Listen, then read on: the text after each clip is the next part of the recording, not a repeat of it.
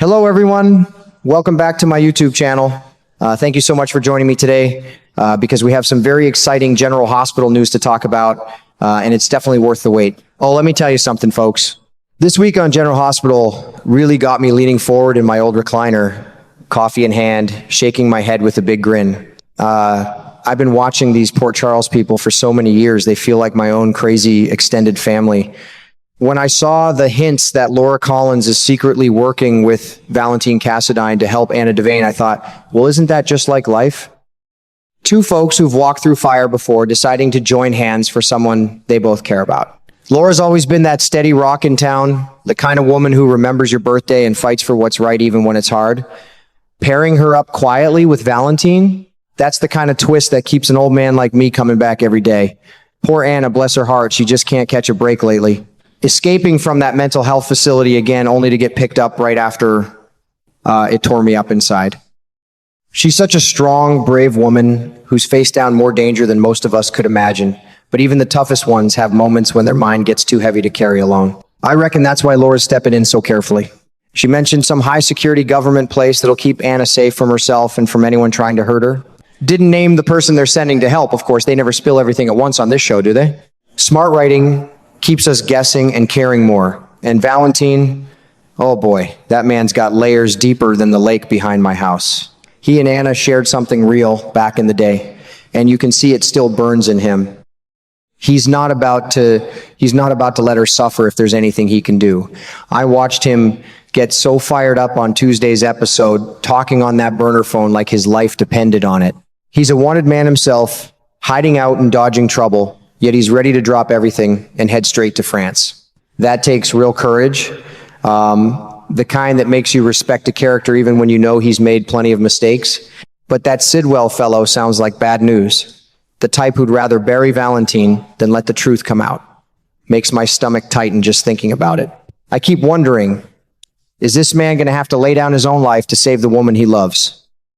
Lord, these stories sure know how to pull at your heartstrings.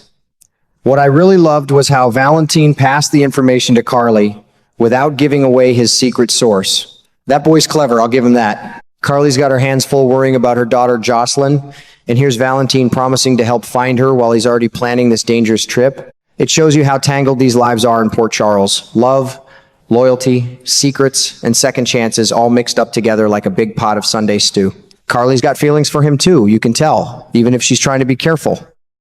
Watching her face when he talked about going to France, it reminded me of times in my own life when someone you care about is about to walk into the storm and all you can do is pray they come back safe. You know, sitting here thinking about it all, it hits me how much these characters are just like real people we've known. They mess up, they lose their way, they hurt each other, but when push comes to shove, the good ones still show up. Laura quietly pulling strings in the background, Valentin risking it all, Anna fighting her own battles inside her head.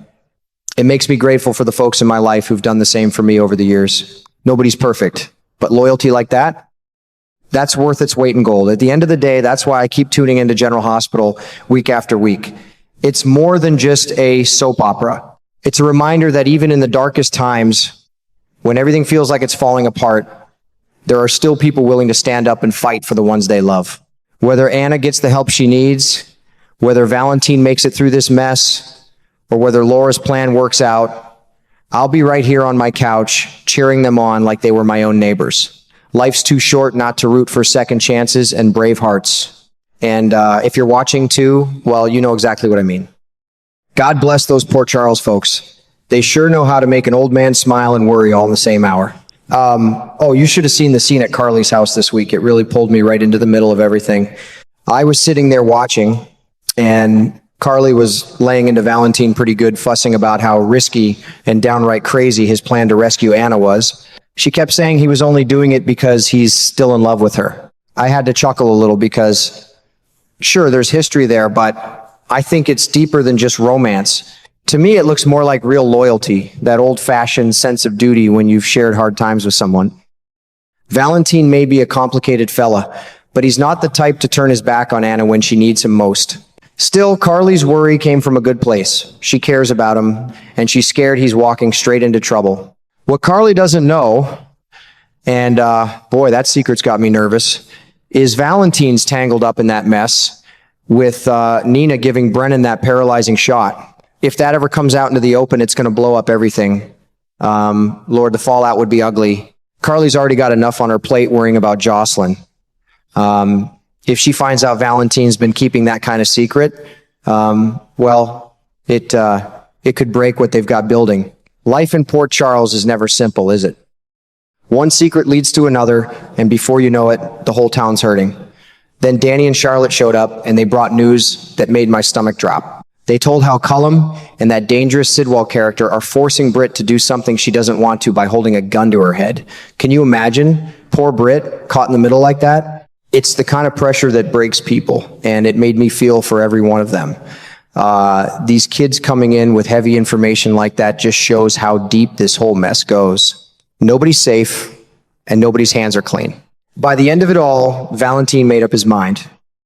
He looked determined as ever and decided he's going to be the one to put a stop to this whole project himself. No more waiting, no more letting other people handle it. He's stepping up, even though it could cost him everything. I sat there thinking, that takes real guts. Whether he can actually save Anna or not, nobody knows. These things are never easy in Port Charles. There's too many enemies, too many lies, and too many guns pointed in the wrong direction. But I respect him for trying. A man's got to stand up when it matters. Watching all this unfold reminded me how these characters keep fighting even when the odds are stacked against them. Carly's frustration, Valentin's quiet loyalty, the danger hanging over Britt, it all feels so real. It makes an old guy like me reflect on my own life, how we all carry secrets and try to protect the people we care about. I don't know how it's all going to turn out, but I sure am rooting for them to find some kind of way through the storm. These stories keep pulling me back because they show that even in the darkest hours, folks still try to do what's right. And that, my friends, is worth watching every single day. Oh, let me tell you, this secret partnership between Valentin and Laura has me smiling and scratching my head all at the same time. I've been watching General Hospital long enough to know when something sneaky is brewing, and this one feels special. It looks like Valentin pretended to be Kevin Collins on the phone when he called that mental health facility where Anna is being held. Clever move, right? But I don't think he did it alone. My gut tells me he reached out to Laura using one of those burner phones asking for her help behind the scenes. Those two working together quietly? Now that's a twist I didn't see coming, but it makes a lot of sense when you think about it. Laura's always had that big heart and sharp mind. Even though her daughter Lulu doesn't get along with Valentin, something changed while Lulu was in that long coma. Laura got to see a gentler side of Valentin, the father of her granddaughter. She saw the man behind the tough Cassadine name, the one who cares deeply even if he's made plenty of mistakes. Maybe that's why she's willing to help him now. It feels real to me, like the kind of understanding that grows when you've both walked through hard times. Folks in Port Charles have a way of finding common ground when someone they love is in trouble. I reckon their secret alliance is real. Two strong personalities who don't always see eye to eye, but both love Anna in their own way. It warms my heart to see Laura trusting Valentin enough to help, and it shows me that even in this crazy town, people can put old grudges aside when it really matters. I keep picturing them coordinating everything so carefully, trying to get Anna the help she needs without making things worse. It's risky, sure, but that's what makes this story so exciting to watch. At the end of the day, this kind of quiet loyalty is what keeps me coming back to General Hospital. It reminds me that real caring isn't always loud or perfect. Sometimes it's two people who barely get along choosing to stand together for someone else. I don't know how it's all going to turn out, but I'm rooting hard for Laura and Valentin to pull this off. These characters feel like old friends now, and I can't wait to see what happens next. No matter how tangled things get, there's still goodness and heart in Port Charles, and that's worth tuning in for every single day.